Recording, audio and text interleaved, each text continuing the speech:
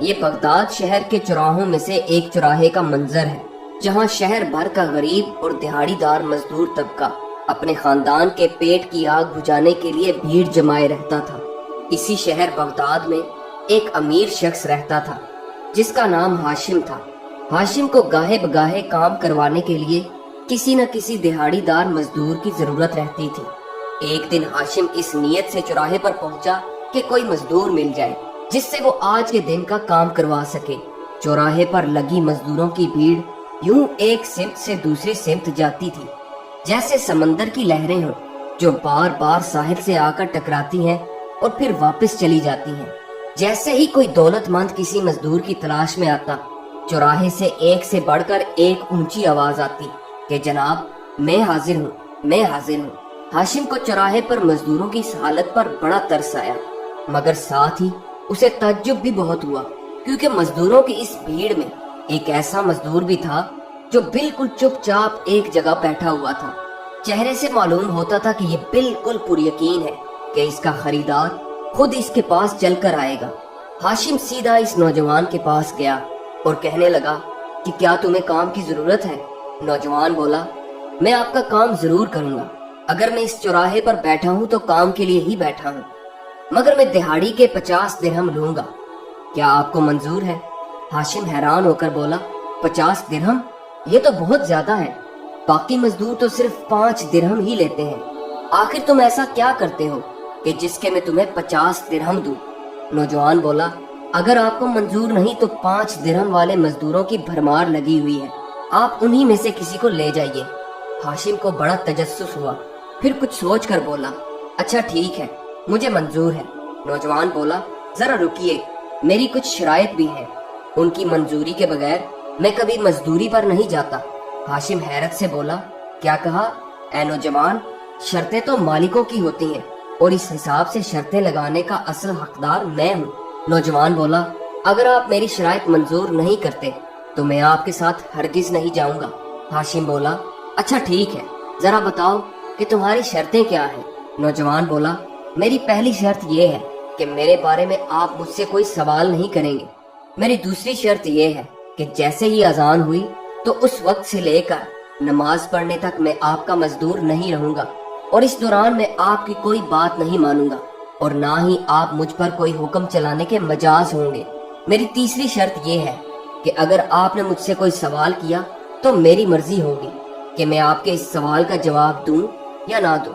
ہاشم یہ سن کر مسکرا کر بولا، بڑے ہی انوکھے دہاڑی دار ہو ویسے، چلو مجھے یہ بھی منظور ہے، اب اپنا سامان لو اور کام پر چلو۔ چنانچہ ہاشم اور وہ نوجوان چلتے چلتے ہاشم کے گھر پہنچ گئے۔ نوجوان نے کام کرنا شروع کیا تو ہاشم دیکھ کر حیران رہ گیا کہ جو کام ایک مزدور پورے دن میں کرتا ہے، اس نوجوان نے تو وہ کام صرف 2 گھنٹے میں ہی کر دیا ہے۔ ہاشم نے اسے مزید کام پر لگایا اور خود کہیں باہر چلا گیا۔ مزدور گلی میں مٹی کھود رہا تھا کہ اچانک اذان کی آواز آنا شروع ہو گئی۔ مزدور نے کدال وہیں پھینکی اور وہاں سے جانے کے لیے قدم بڑھانے لگا۔ جب ہاشم کے بیٹے نے دیکھا کہ مزدور مٹی کے ٹیلے گلی میں ہی چھوڑ کر جا رہا ہے تو اس نے کہا، اوے ذرا رکو، اس مٹی کو تو برابر کرتے جاؤ۔ نوجوان بولا، خاموش، اس وقت میں تمہارے باپ کی بھی نہیں سنوں گا۔ جب اذان ہو جاتی ہے تو میں دنیا کا ہر کام بھول جاتا ہوں اور صرف اسی کی سنتا ہوں جو سب کچھ سننے اور جاننے والا ہے۔ اگر تم چاہو تو مٹی کو خود ہی برابر کر سکتے ہو، ویسے بھی میری تمہارے باپ سے بات ہو چکی ہے۔ چنانچہ نوجوان نماز پڑھ کر واپس آیا اور دوبارہ کام پر لگ گیا۔ اتنے میں ہاشم باہر سے واپس آیا اور نوجوان سے پوچھا، کیا میں تمہارے لیے کھانا لاؤں؟ نوجوان کہنے لگا کہ میں روزے سے ہوں۔ ہاشم بہت حیران ہوا اور سوچنے لگا، ابھی تو رمضان شروع بھی نہیں ہوا اور یہ نوجوان نفلی روزے رکھ کر مزدوری کر رہا ہے۔ جب شام کا وقت ہونے لگا تو ہاشم بولا، اے نوجوان، یہ لو تمہارے 50 درہم، ویسے تمہارا نام کیا ہے؟ نوجوان بولا، حضور، میں نے آپ سے کہا تھا کہ جس سوال کا جواب میں نہ دینا چاہوں آپ اس سے متعلق مجھ سے پوچھنے کا جواز نہیں رکھتے، لہٰذا میں آپ کے اس سوال کا جواب دینے سے قاصر ہوں، امید ہے آپ برا نہیں منائیں گے۔ اچھا، خدا حافظ۔ یہ کہہ کر وہ وہاں سے چل پڑا اور ہاشم حیرت سے اسے دیکھتا رہا، مگر دل میں تجسس لیے جیسے تیسے اس نے رات گزاری اور اگلے روز دوبارہ چوراہے پر پہنچ گیا۔ ایک بار پھر مزدوروں کا جتھا اپنے دن بھر کے مالک کی تلاش میں شور برپا کر رہا تھا، مگر آج وہ نوجوان مزدور وہاں موجود نہیں تھا۔ ہاشم نے دوسرے مزدوروں سے پوچھا تو ان میں سے ایک نے بتایا کہ حضور وہ صرف پیر اور ہفتے والے دن ہی آتا ہے۔ یہ سننے کے بعد ہاشم وہاں سے گھر کی طرف چل پڑا۔ ابھی وہ کچھ ہی دیر چلا ہوگا کہ ایک بوڑھے آدمی نے پیچھے سے آواز دی، بیٹا ذرا بات سنو۔ یہ ایک انتہائی ضعیف شخص کی آواز تھی جو بمشکل ہی چل پا رہا تھا۔ اس ضعیف شخص نے کہا، کیا آپ مجھے کنویں والے درخت کے پاس چھوڑ دیں گے؟ ہاشم بولا، جی ضرور چھوڑ دوں گا، مگر آپ وہاں کیوں جانا چاہتے ہیں؟ ضعیف آدمی بولا، دراصل میرا بیٹا کافی عرصے سے بیمار ہے اور آج میرے بیٹے کی دوا ختم ہو گئی ہے، مگر مجھے ذرہ برابر بھی کوئی غم نہیں ہے، کیونکہ مجھے اس بات کا یقین ہے کہ اللہ نے میرے بیٹے کے لیے ہفتے بھر کی دوا کا بندوبست کر رکھا ہے۔ تم بس مجھے وہاں پہنچا دو، خدا تمہیں اس نیکی کا اجر دے گا بیٹا۔ ہاشم جو پہلے ہی حیران اور پریشان تھا، اس بوڑھے کی باتیں سن کر حیرت کی گہرائیوں میں چلا گیا۔ اس نے ضعیف شخص کو کنویں کے درخت کے پاس چھوڑا اور خود ایک طرف چھپ کر دیکھنے لگا کہ آخر میں بھی تو دیکھوں کہ ضعیف شخص کو دوا کہاں سے پہنچتی ہے۔ کچھ دیر انتظار کرنے کے بعد اچانک تیز قدموں سے ایک آدمی چلتا ہوا آیا جس نے اپنا چہرہ نیلے رومال سے چھپایا ہوا تھا۔ وہ آدمی وہاں پہنچا اور کہنے لگا، اے بزرگوار، مجھے معاف کرنا، آج ذرا دیر ہو گئی۔ اس آدمی نے ادویات کا تھیلا اس ضعیف شخص کو پکڑایا اور جانے کے لیے پلٹا ہی تھا کہ ضعیف شخص نے اس کا ہاتھ پکڑ لیا اور بولا، اے خدا کے نیک بندے، مجھے اپنا چہرہ تو دکھاؤ، میں اپنے محسن کو اپنی آنکھوں سے دیکھ کر دعا دینا چاہتا ہوں۔ نیلے رومال والا آدمی بولا، اے بزرگوار، یقین مانیے اس میں میرا کوئی کمال نہیں، بس یہی سمجھ لیں کہ اس نیلے آسمان والے نے اس نیلے رومال والے کو آپ کی مدد کرنے کا وسیلہ بنا کر بھیجا ہے۔ یہ کہتے ہی نیلے رومال والا وہاں سے واپس چلا گیا۔ ہاشم چھپ کر یہ سارا ماجرا دیکھ رہا تھا اور ایک لمحے کے لیے تو بھول ہی گیا کہ وہ تو اس نوجوان مزدور کی تلاش میں آیا تھا۔ وہ دوڑتا ہوا اس ضعیف شخص کے پاس گیا اور پوچھنے لگا کہ یہ آدمی کون تھا جو آپ کی بے لوث مدد کرنے آیا۔ ضعیف آدمی نے جواب دیا، میں اس آدمی کو نہیں جانتا، میں تو بس اتنا جانتا ہوں کہ جب بھی میرے بیٹے کی دوا ختم ہوتی ہے تو میں یہاں آ جاتا ہوں اور یہ نیلے رومال والا آدمی مجھے ہر دفعہ یہ دوا دے جاتا ہے۔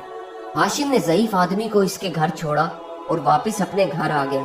اگلے روز وہ شہر کے چوراہے پر دوبارہ گیا اور اس نے دیکھا کہ واقعی وہ نوجوان مزدور وہاں موجود نہیں تھا، مگر آج ہاشم اس دہاڑی دار کے ساتھ ساتھ اس نیلے رومال والے آدمی کو بھی ڈھونڈ رہا تھا، مگر بے سود، دونوں میں سے کوئی بھی نہ ملا۔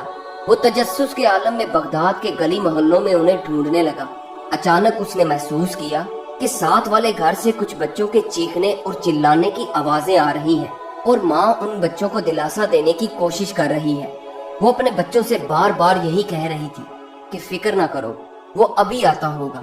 ہاشم ابھی یہ سارا ماجرا دیکھ ہی رہا تھا کہ ایک گھڑ سوار ہفتے بھر کے راشن کے ساتھ اس گھر میں داخل ہوا۔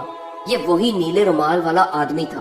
ہاشم دروازے کے قریب گیا تو دیکھا کہ چھوٹے بچے جو ابھی بھوک سے بلک رہے تھے وہ مارے خوشی کے نیلے رومال والے سے لپٹ لپٹ کر محبت کا اظہار کر رہے تھے اور ان کی ماں اپنے دونوں ہاتھ اٹھا کر اسے دعائیں دے رہی تھی۔ ہاشم ابھی یہ سارا منظر دیکھ ہی رہا تھا کہ نیلے رومال والا آدمی دروازے سے باہر نکلا۔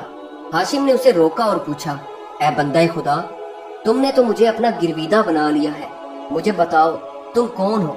اگر تم مجھے اپنے ساتھ رکھ لو تو خدا کی قسم میں ساری عمر تمہاری غلامی کروں گا۔ نیلے رومال والے نے اس کی طرف ایک لمحے کے لیے بغور دیکھا، گویا اسے دیکھ کر مسکرا رہا ہو۔ دوسرے ہی لمحے وہ گھوڑے پر سوار ہوا اور بنا کچھ کہے وہاں سے ہوا کی طرح چلا گیا۔ جب نیلے رومال والا وہاں سے چلا گیا تو ہاشم اس عورت کے گھر میں داخل ہوا۔ خستہ حال مکان اپنی آپ بیتی اپنی حالت سے بیان کر رہا تھا کہ یہ ایک بیوہ عورت کا مکان ہے۔ ہاشم نے عورت سے پوچھا، کیا آپ کو معلوم ہے کہ یہ نیلے رومال والا شخص کون ہے؟ عورت نے جواب دیا، میں اسے نہیں جانتی، میں تو بس اتنا جانتی ہوں کہ یہ کوئی فرشتہ صفت انسان ہے جو مجھے ہر ہفتے کھانے پینے کا سامان مہیا کرتا ہے۔ آج وہ معمول سے تھوڑی دیر سے آیا اور آج پہلی بار ایسا ہوا کہ میرے بچوں کے رونے کی آواز گلی تک پہنچ گئی، ورنہ اس سے پہلے ایسا کبھی نہیں ہوا کہ وہ ایک لمحے کے لیے بھی دیر سے آیا ہو۔ اتنا سننے کے بعد ہاشم وہاں سے پلٹا और सोचों के एक जहान में खोया हुआ घर आ गया। अगले 2 दिन भी हाशिम का यही मामूल रहा। वो बगदाद की गलियों और बाजारों में इस दिहाड़ीदार और नीले रुमाल वाले दोनों आदमियों को ढूंढता रहा, मगर दोनों का कहीं अता पता ना मिल सका। हफ्ते वाले दिन वो चौराहे पर पहुंचा और देखा कि वो दिहाड़ीदार नौजवान वहां मौजूद था। हाशिम सीधा चलता हुआ इस दिहाड़ीदार नौजवान के पास गया और कहने लगा, मैंने तुम्हें कहाँ कहाँ नहीं ढूंढा। बाकी मजदूरों से पूछा तो उन्होंने बताया कि तुम सिर्फ पीर और हफ्ते वाले दिन ही आते हो। चलो अब मेरे साथ चलो, मैंने भी ठान ली है, चाहे तुम पीर को आओ या हफ्ते को, काम तो मैं तुमसे ही करवाऊंगा। नौजवान दिहाड़ीदार बोला, मगर मेरी शर्तें तो याद है ना? हाशिम बोला, हाँ हाँ अच्छी तरह याद है। नौजवान दिहाड़ीदार बोला, मगर हफ्ते वाले दिन मेरी मुआवजे की शर्त बदल जाती है। हाशिम मुस्कुराकर बोला, तो क्या तुम अब हफ्ते वाले दिन मुझसे 50 की बजाय 100 दिनार लोगे? नौजवान दिहाड़ीदार बोला, नहीं, हफ्ते वाले दिन मैं सिर्फ 3 दिनार लेता हूँ। हाशिम कहने लगा, भाई तुम्हारी शर्तें तो मुझे हर बार हैरान कर देती हैं। क्या तुम मुझे बता सकते हो कि तुम पीर वाले दिन 50 लेते हो मगर हफ्ते वाले दिन सिर्फ 3, आखिर ऐसा क्यों? नौजवान दिहाड़ीदार बोला, हुजूर मैंने आपसे कहा था कि जिस सवाल का जवाब मैं ना देना चाहूँ नहीं दूंगा। चुनाचे हाशिम ने इस दिहाड़ीदार मजदूर को अपने साथ लिया और घर जाकर काम पर लगा दिया। अगले कई महीनों तक यही सिलसिला चलता रहा। हाशिम हर पीर और हफ्ते को चौराहे पर जाता और नौजवान दिहाड़ीदार हर बार अपनी शर्तें याद करवाता। हाशिम हर बार उसकी शर्तें सुनने के बाद उसी से ही काम करवाता। इस दौरान वो बगदाद के गली बाजारों में भी घूमता रहा और अक्सर औकात उसे नीले रुमाल वाला आदमी भी नजर आ जाता। हर बार उसे किसी न किसी मजबूर और लाचार की मदद करते हुए पाता। इसने कई बार उसे रोक कर पूछने की कोशिश की कि आखिर वो कौन है और कहां से आता है, मगर हर बार वो आदमी इसे कुछ लम्हे के लिए देखने के बाद वहां से चला जाता। एक रोज हाशिम चौराहे पर इस दिहाड़ीदार मजदूर को लेने गया तो उसे वहां ना पाया। उसने दूसरे मजदूरों से पूछा तो उन्होंने बताया कि हुजूर आज वो नहीं आया। हाशिम ने पूछा कि क्यों नहीं आया? मजदूरों ने जवाब दिया, हुजूर आज उसकी तबीयत नासाज है, मगर इसने आपके लिए एक पैगाम भेजा है कि फलां गली की नुक्कड़ पर इस नाचीज का मकान है। हुजूर इसने कहा था कि वो वहां आपका इंतजार करेगा। हाशिम ने जब ये सुना तो दौड़ता हुआ इस मकान की तरफ गया। वहां पहुंचकर इसने दस्तक दी तो अंदर से आवाज आई, हुजूर अंदर आ जाइए, दरवाजा खुला है। हाशिम जब अंदर गया तो देखा कि दिहाड़ीदार की हालत बहुत गैर थी और जिस्म कांप रहा था। दिहाड़ीदार नौजवान ने कहा, हुजूर मौत बरहक है, कोई नहीं जानता कि मौत कब आ जाए। मुझे लगता है कि मेरा वक्त आन पहुंचा है। अगर आज रात मेरा इंतकाल हो गया तो हुजूर से दरख्वास्त है कि मेरे मरने के बाद मेरे कुछ काम कर दीजिएगा, अल्लाह इसका आपको अजर देगा। मैं आपके हर उस सवाल का जवाब देना चाहता हूँ जिसका आप मुझसे इसरार करते थे। इतना कहने के बाद इसने पास पड़े हुए एक छोटे से संदूक को खोला और इसमें से एक पीतल की हंडिया निकाली जिसका मुंह ढक्कन से अच्छी तरह बंद हुआ था। नौजवान ने पीतल की हंडिया हाशिम को देते हुए कहा, हुजूर बगदाद के चौराहे के करीब एक दरख्त है, ये हंडिया लेकर आप उस दरख्त के नीचे खड़े हो जाना और तब तक वहाँ खड़े रहना जब तक एक सफेद दाढ़ी वाले बुजुर्ग वहाँ ना आ जाए। वो आपसे इस हंडिया का तकाजा करेंगे, आप ये हंडिया उनके हवाले कर देना। फिर इसने एक अंगूठी हाशिम को देते हुए कहा, हुजूर ये अंगूठी खलीफा की अमानत है, ये आप उसे पहुंचा दीजिएगा। मुझे मालूम है कि वो आपसे बात करने पर आसानी से आमादा ना होगा क्योंकि आखिर वो बादशाह है। हुजूर मेरी तीसरी दरख्वास्त ये है कि मेरे इस दुनिया से चले जाने के बाद मेरे मुर्दा जिस्म को चारपाई समेत बाहर गली में रख देना, मेरे कफन दफन का इंतजाम हो जाएगा। नौजवान से अंगूठी और पीतल की हंडिया लेते हुए हाशिम ने कहा, मैं तुम्हारे काम बखूबी अंजाम दूंगा, मगर मेरे सवालों के तो तुमने जवाब दिए ही नहीं। तुम कौन हो? तुम्हारा नाम क्या है? हफ्ते वाले दिन सिर्फ 3 दिरहम लेकर तुम पूरा दिन काम करते हो, मगर पीर वाले दिन तुम 50 दिरहम लेते हो। नौजवान बोला, अगर आपने मेरे ये सारे काम कर दिए तो आपको आपके हर सवाल का जवाब जरूर मिल जाएगा। अब मैं आपसे दरख्वास्त करता हूँ कि मुझे अकेला छोड़ दे, मैं अपने रब के साथ तन्हाई चाहता हूँ। आज रात मैंने बड़ी लंबी माफी मांगनी है। हाशिम बोला, आखिर मैं तुम्हें इस हाल में कैसे छोड़ जाऊँ? मगर नौजवान के इसरार करने की वजह से हाशिम ना चाहते हुए भी वहाँ से आ गया। उस रात हाशिम बुरी तरह बेचैन रहा, पूरी रात करवटें बदलते बदलते गुजार दी। اللہ اللہ کر کے سورج نے جب شفق کی سرخی بکھیری تو اس نے فوراً نوجوان دہاڑی دار کے گھر کی طرف دوڑ لگا دی۔ جب وہ وہاں پہنچا تو دیکھا کہ دروازہ تو پہلے سے ہی کھلا ہے۔ ہاشم گھر کے اندر داخل ہوا تو خوشگوار ہوا کے جھونکے اس کا استقبال کر رہے تھے۔ جب کمرے میں جا کر دیکھا تو پتا چلا کہ نوجوان کی روح تو پرواز کر چکی ہے۔ ہاشم کی آنکھیں اس منظر کو دیکھ کر آنسوؤں سے تر بتر ہو گئی۔ اس نے وصیت کے مطابق نوجوان کے جنازے کو باہر گلی میں رکھ دیا اور تیزی کے ساتھ دوڑتا ہوا چوراہے کی طرف بھاگا اور ہنڈیا لے کر اس درخت کے پاس کھڑا ہو گیا جس درخت کا اس نوجوان نے ذکر کیا تھا۔ کچھ ہی دیر بعد لوگوں کا تانتا بندنے لگا۔ وہ سب کے سب لوگ غریب اور بدحال تھے۔ ہاشم ان سب کو دیکھ کر حیران رہ گیا کہ آخر لوگ یہاں کیوں جمع ہونا شروع ہو گئے۔ وہ سب کے سب افسردہ چہروں کے ساتھ اس پیتل کی ہنڈیا کو دیکھ رہے تھے۔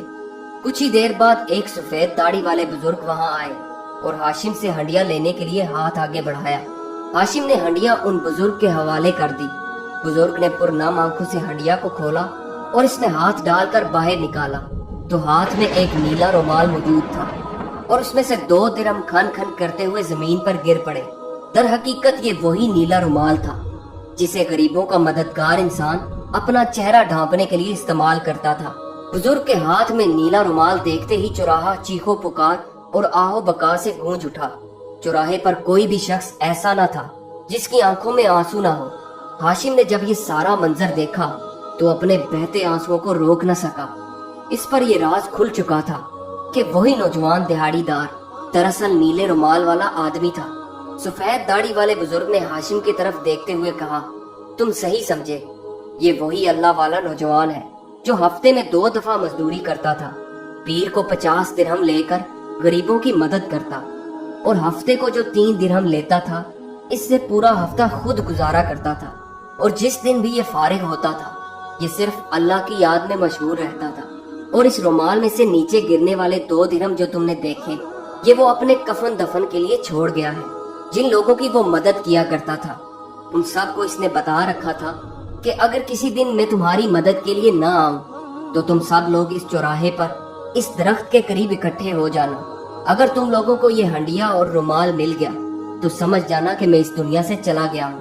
ہاشم نے اس بزرگ سے پوچھا، مگر یہ نوجوان آخر تھا کون؟ کوئی اس کا والی وارث بھی تھا کہ نہیں؟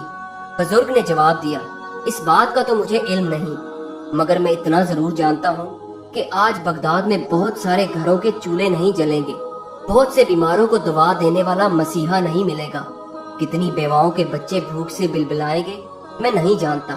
اس کے بعد سارے کا سارا مجمع زارو قطار روتے ہوئے اس نوجوان کے گھر پہنچا جہاں گلی میں اس نوجوان کا جنازہ انتظار کر رہا تھا۔ سب نے مل کر نوجوان کے کفن دفن میں شرکت کی۔ ہاشم جب نوجوان کے آخری فرائض سے فارغ ہوا تو اسے یاد آیا کہ خلیفہ کو اس کی امانت پہنچانی ہے، چنانچہ وہ تیز قدموں سے دوڑتا ہوا محل کی طرف چل پڑا۔ جب وہ محل پہنچا تو دیکھا کہ خلیفہ اپنے وزیروں کے ساتھ باغ میں ٹہل رہا تھا۔ ہاشم نے خلیفہ سے بات کرنے کی کوشش کی تو خلیفہ بولا، ابھی میرے پاس وقت نہیں، تم بعد میں آ جانا۔ ہاشم بولا، جناب میرے پاس ایک انگوٹھی ہے جو آپ کی طرف بھیجی گئی ہے۔ یہ سنتے ہی خلیفہ ہاشم کو دوسری طرف لے گیا اور بولا، دکھاؤ ذرا کون سی انگوٹھی ہے۔ ہاشم نے انگوٹھی دکھائی تو خلیفہ نے انگوٹھی کو پکڑ کر اپنے سینے سے لگا لیا اور انگوٹھی چومتے ہوئے پوچھا، تمہیں یہ انگوٹھی کہاں سے ملی؟ تمہیں خدا کا واسطہ مجھے اس انگوٹھی والے کے پاس لے چلو۔ ہاشم بولا، انگوٹھی والے کا تو انتقال ہو چکا ہے، آج ہی بغداد بھر کے جمع غفیر نے اسے دفنایا ہے۔ یہ سنتے ہی خلیفہ دھاڑے مار مار کر رونے لگا اور ہاشم سے کہا کہ مجھے اس کی قبر پر لے چلو۔ خلیفہ ننگے پیروں بغداد کی گلیوں میں دوڑتا ہوا نوجوان کی قبر سے جا کر لپٹ گیا اور روتے ہوئے کہنے لگا، میں نے تمہیں کہاں کہاں نہیں ڈھونڈا مگر تم نہیں ملے، اور اگر اب تم مل گئے تو کس حال میں ملے ہو؟ ہاشم نے پوچھا، حضور آپ اس نوجوان کی موت پر اتنے غمزدہ کیوں ہیں؟ خلیفہ بولا، یہ جو قبر تم دیکھ رہے ہو یہ میرے بیٹے کی قبر ہے۔ دراصل یہ بچپن سے ہی ایک بزرگ کے پاس جایا کرتا تھا اور پورا دن اللہ تعالیٰ کی عبادت میں گزار دیتا تھا۔ اس نے مجھے کتنی بار سمجھایا کہ میں دنیا کے مال و اسباب کے پیچھے نہ بھاگوں۔ کئی بار اس نے مجھے تاکید کی کہ اگر میں یوں ہی دنیا کا مال و اسباب جمع کرتا رہا تو وہ مجھے چھوڑ کر چلا جائے گا۔ یہ کہتا تھا، ابا حضور اتنے گناہ مت کمائیے جس کا بعد میں حساب نہ دیا جا سکے۔ मगर मैंने इसकी एक न सुनी। लोग अपनी औलाद को समझाते हैं, मगर यहाँ औलाद अपने वालिदैन को समझा रही थी। मगर अफसोस है मुझ पे, मैंने इसकी एक न सुनी। फिर मुझे भी इसकी सजा मिली और इसने मुझसे मुंह फेर लिया और मुझे हमेशा के लिए छोड़कर चला गया और गुरबा की तरह जिंदगी गुजारने लगा। इसके बाद खलीफा काफी अरसे तक उस नेक बुजुर्ग को ढूंढता रहा और आखिरकार उसी चौराहे पर उस दरख्त के पास उन बुजुर्ग को खड़े पाया। खलीफा ने बुजुर्ग के कदमों में गिरकर सच्चे दिल से तौबा की। उसने उन बुजुर्ग से कहा कि लाइए वो नीला रुमाल मुझे दीजिए। आज के बाद मेरा बेटा जो काम छोड़ गया था, मैं खुद उसे जारी रखूंगा। मैं वादा करता हूँ कि ये नीला रुमाल मैं खुद अपने चेहरे पर लपेटूंगा और एक एक गरीब के घर जाकर उसकी मदद करूंगा। दोस्तों, ये कहानी आपको कैसी लगी? कमेंट्स में अपनी राय का इजहार जरूर कीजिएगा और हमारे चैनल को सब्सक्राइब जरूर कीजिएगा। वीडियो देखने का बहुत बहुत शुक्रिया।